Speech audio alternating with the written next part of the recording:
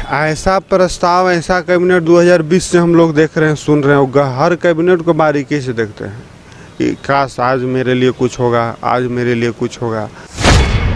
आप एक तरफ हमारे यहाँ सहानुभूति व्यक्त करते हैं, एक तरफ आपराधिक और मर्डर घोषित कर रहे हैं। नमस्कार, न्यूज़ बाइस्कोप देख रहे हैं आप और मैं हूं आपके साथ अमित झा।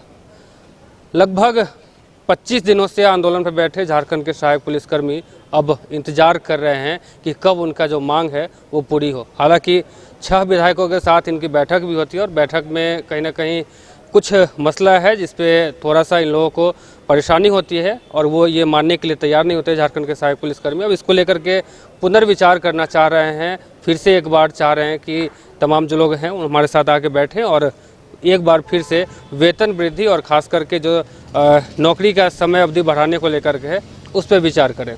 हमारे साथ विवेकानंद जी हैं, बात करेंगे, उनसे जानने की कोशिश करेंगे। विवेका जी, अब आज लगभग 26 तारीख हो गया, अब 15 अगस्त भी नज़दीक है, फिर अब आगे क्या करेंगे? क्योंकि अभी तक तो कोई आया नहीं आपसे मिलने को। सरकार के तरफ से ऐसा लगा कि फर्स्ट एंड लास्ट, उस दिन उनका मंशा यही था कि एक दिन में 7 वर्षों की समस्या समाधान कर लेंगे। लेकिन सहायक पुलिसकर्मियों में जो 2020 और 21 में विमर्श चर्चा सहमति बनी थी, वो अब तक उसका पालन न होने के वजह से गहरा अविश्वास है। उनको विश्वास करने में बहुत, हम जानते हैं कि माननीय लोग हैं, एक रिस्पॉन्सिबल पद पर हैं, वो ईमानदार हैं, सच बोल रहे हैं, लेकिन 2020 और 21 के गतिविधि से सच बोलते भी होंगे तो एक गहरा अविश्वास की छाप छोड़ गए हैं। तो हम लोग उसी के सहायक पुलिसकर्मियों के मंशा के अनुसार, हम लोग भी एक प्रतिनिधि हैं, तो जिसका प्रतिनिधि उसका मन मुताबिक चलना एक लोकतांत्रिक नेतृत्व का कर्तव्य होता है। तो उस कर्तव्य के अंतर्गत हम मानते हैं जो सहमतियाँ बनी, हम उसी के अंतर्गत चलना चाहते हैं। लेकिन माननीय लोग फिर से एक बार बैठे, हम लोग सब मिलकर बैठे, और जो सहायक पुलिसकर्मियों के मन में अविश्वास जिन बिंदु पर है, जिन बिंदु पर कुछ चाहते हैं कि एक बार चर्चा हो, वो करते हुए एक ऑथेंटिक रूप से उसको कैबिनेट में मंजूरी दिलाया जाए।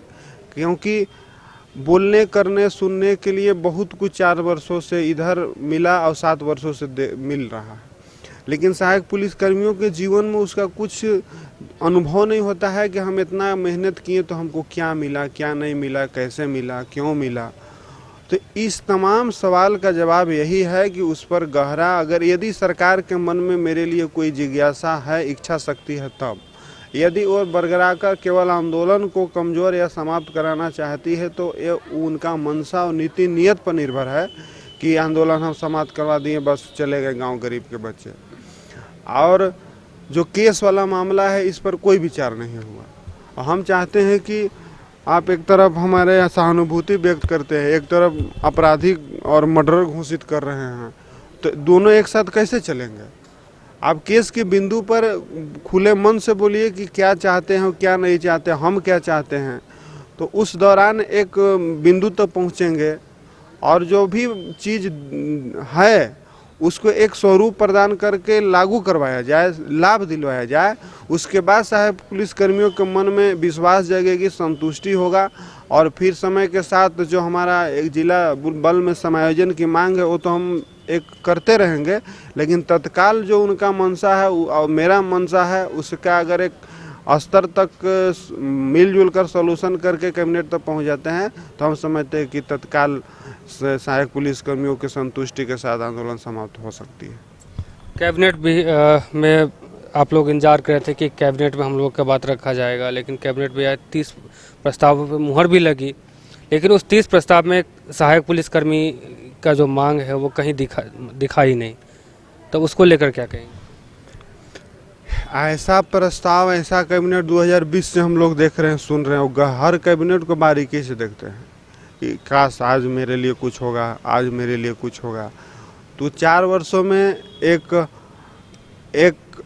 बिंदु और हम लोगों को खाली हाथ गुजरा, लेकिन हम चाहते हैं कि जो अगला कैबिनेट हो उसमें हमारा बिंदुओं पर एक खुले मन से, दृढ़ इच्छा शक्ति के साथ चर्चा विमर्श करके उसका पारित करवाया जाए और एक संतुष्टजनक समाधान निकालकर हमें अपना कर्तव्य की ओर प्रस्थान करने के लिए स्थिति उत्पन्न हो, ऐसा हम आशान्वित है अगला कैबिनेट तक। आगे की रणनीति क्या होगी आप लोग? हम लोग हैं कि सदन चल रहे हैं और सरकार से एक वार्ता हुई है, तो वार्ता की उम्मीद जगी है कि सरकार अगर उनके मन में मेरे लिए है तो इसीलिए वार्ता हुई। लेकिन जो भी हमसे भ्रमित हुए, गलती हुई, चाहे हम चाहते हैं भाई लोग उस संदर्भ में एक बार सरकार सोचे, तब तक हम लोग धरना जारी रखेंगे। और धरना जारी के दौरान यदि कुछ प्रतीक्षारत रहेंगे कि शायद सरकार से वार्ता होगी, और सरकार से वार्ता होती है तो हम निदान तक पहुँचेंगे। यदि कुछ हाल के दिनों में उसका नहीं होता है तो पुनः हम लोग ऐसा सदन चल रहा हो वहाँ जाने की स्थिति उत्पन्न हो या सीएम आवास जाने की स्थिति उत्पन्न हो, तो हम लोग विचार करने पर बाध्य होंगे। तब तक हम चाहते हैं कि उससे पहले स्थिति सामान्य हो जाए। यानी कि अब अगर आप फिर से एक बार आपकी वार्ता नहीं होती उन लोगों से, तो फिर से आप कोशिश करेंगे कि सीएम का घेराव करें या फिर विधानसभा घेराव करने की कोशिश करें? मजबूर हो जाएंगे हम लोग, क्योंकि हमारे लिए जो होना चाहिए 2020 से आश्वासन तो मिल रहे हैं, लेकिन अब इतना करने के बावजूद भी सरकार अगर जग नहीं रही है तो फिर हम लोग फिर से जगाने का प्रयास करेंगे, बाध्य हो जाएंगे।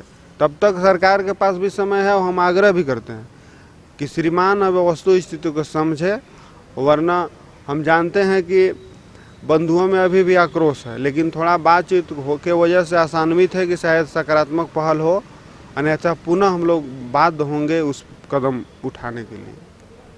तो ये तमाम जो सहायक पुलिसकर्मी हैं, अब इनका साफ तौर पे कहना है कि एक बार सरकार से हम अनुरोध करते हैं कि पुनर्विचार करें, हमारे साथ आके बैठें, हमारी जो मांग है उस पर एक बार डिस्कस करें और कोशिश करें कि हम जो मांग रहे हैं उस पर कुछ ना कुछ उसका फलाफल निकले।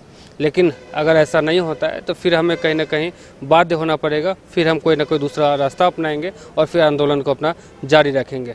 अब देखना यह दिलचस्प होगा कि सामने 15 अगस्त है, यानी कि स्वतंत्रता दिवस का जो दिन है वो है, और ऐसे में ये मोराबादी मैदान में अपना आश्रय जो है यहाँ रखे हैं। अब यहाँ से यही जो जिस मंच पे हम बैठे हुए हैं, इस मंच पे सीएम हेमंत सोरेन जो है कहीं ना कहीं लोगों को, जनता को संबोधन करते हैं 15 अगस्त के दिन।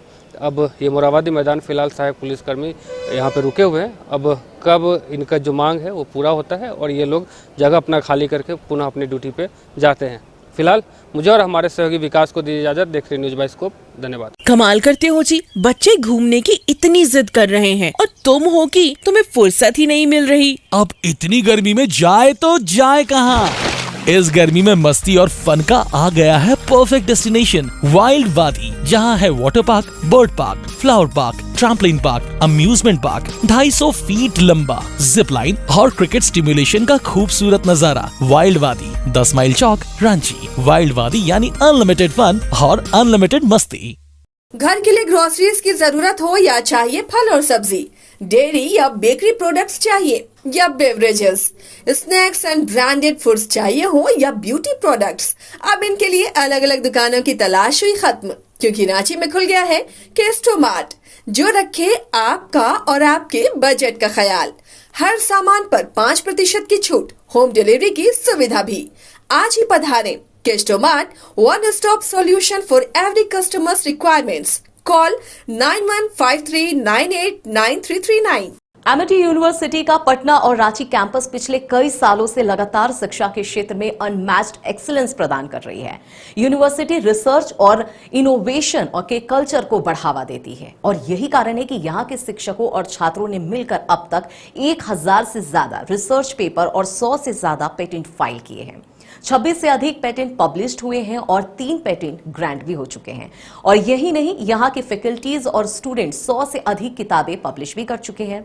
यूनिवर्सिटी के दोनों ही कैंपस में स्टूडेंट्स को कॉर्पोरेट प्लेसमेंट प्रोसेस को क्रैक करने के लिए ट्रेनिंग दी जाती है और इसलिए एमिटी यूनिवर्सिटी अपनी स्थापना से ही देश विदेश के कई जानी मानी मल्टीनेशनल कंपनीज जैसे अमेजॉन, एक्सेंचर, जेपी मॉर्गन और GPT, TCS, Wipro, ITC, federal bank, Hindustan Unilever जैसे 180 रेप्यूटेड कंपनीज के लिए रिक्रूटमेंट की प्रेफर्ड चॉइस बन गया है। यही वजह है कि आयुष कुमार को जेपीटी कंपनी लिमिटेड में 24 लाख, जान निसार अख्तर को अमेजॉन से 30 लाख और देव नरूला को ह्यूमन होल्डिंग कंपनी लिमिटेड से 44 लाख 50 हजार का पैकेज मिला है। वहीं सुमन गुप्ता को पालो ऑल्टो में मिले 47 लाख के हाईएस्ट पैकेजेस से यूनिवर्सिटी ने बिहार और झारखंड में एक नया रिकॉर्ड कायम किया है।